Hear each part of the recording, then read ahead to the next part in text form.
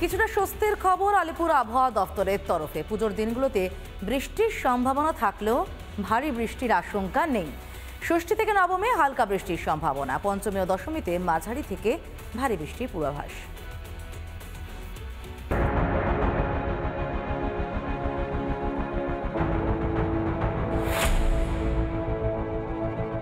বাঙালির শ্রেষ্ঠ উৎসব দুর্গোৎসবেও এবার বৃষ্টির ভ্রুকুটি। পুজোর সব দিনই ভিজতে পারে শহর কলকাতা।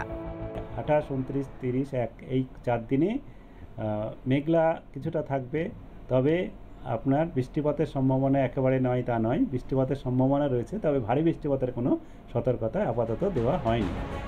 27শে সেপ্টেম্বর পঞ্চমের দিন মাঝারি থেকে ভারী বৃষ্টিপাতের সম্ভাবনা। দক্ষিণবঙ্গের সব জেলাতেই বৃষ্টির পূর্বাভাস। পরের দিন অর্থাৎ ষষ্ঠীর দিন হালকা থেকে মাঝারি বৃষ্টিপাতের সম্ভাবনা, আংশিক মেঘলা থাকবে আকাশ। সপ্তমীর দিনও হালকা থেকে মাঝারি বৃষ্টি হতে পারে, আকাশ থাকবে আংশিক মেঘলা।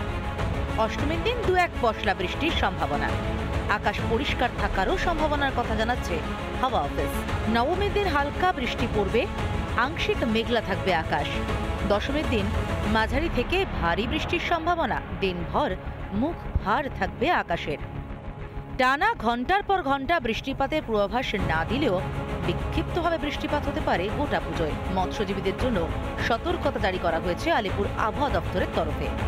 আজকে রাত্রে নাগাদ নিম্নচাপ তৈরি হওয়ার সম্ভাবনা রয়েছে।